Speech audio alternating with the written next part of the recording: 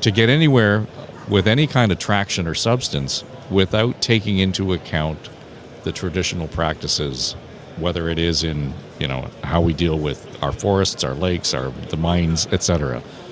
So where does your consultancy live more, in terms of with First Nations and Indigenous communities, or with the non-Indigenous community?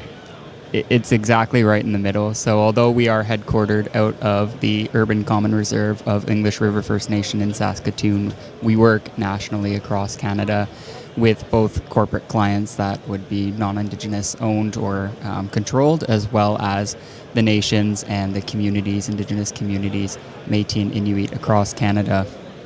When we talk about how we engage our clients, depending on what it is, and quite often it's in the realm of sustainability, ESGI, or reconciliation. Those are quite often... Just to hold on for a second, because we've been throwing around the phrase ESG a lot in this conversation. I know what the I is, and I think it's important for you to, really highlight that. Absolutely. So ESGI being environmental, social, governance, and Indigenous inclusion when we talk about materiality. So when we look at some of our corporate clients, again, specifically being here at PDAC, looking at a lot of mining and natural resource clients, we need to be mindful of the Indigenous, Aboriginal, and treaty rights as defined in the Constitution and Indian Act. There's different terminologies. I know Aboriginal is not one we use quite often anymore, but well, you don't use Indian either, but let's not go down that road. Yeah, we don't. No. Well, some people still do, especially being out in Calgary. There's quite a few folks who identify as Indian. That all being said, when we talk about that materiality, we do take an Indigenous traditional knowledge lens as well. So that's when we look to engage nations. Everything. So let me just ask, because I think this is important. When you talk about the traditional Indigenous lens, and that's important.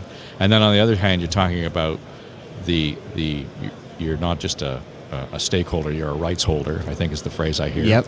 And under the Constitution and all the whatever treaties were or weren't signed or acknowledged.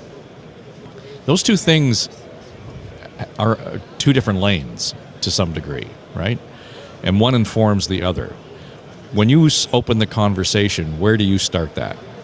In terms of, when you say start the two lanes, when I say there's two lanes and stakeholders? When I say that if you're a rights holder and you approach it from there, and that is viewed in terms of the construct of our Constitution and our political setup.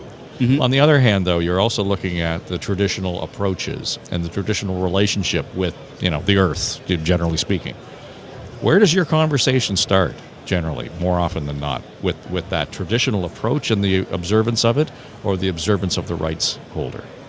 So we'll often start with the rights holder and understanding what inherent rights and treaty rights that those nations or communities hold. And when we're invited to community, and that's very important that we highlight the word invited, everything that we do in terms of community and Indigenous engagement, we are invited to participate.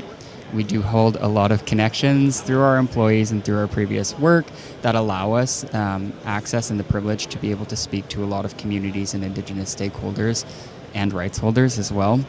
But when we go forward into actually having those conversations, it's important to understand the inherent rights and the inherent absolute musts and the absolute must nots when we go forward. And then we build, depending on what nation it is. Of course, we have over 600 First Nations here in Canada, so it's important to understand their creation stories, their cultures, their ceremonies, and understand the ways of knowing and the ways of doing that nation specifically wants to see reflected in the work that we provide to either the nation or to the community or corporate clients across Canada.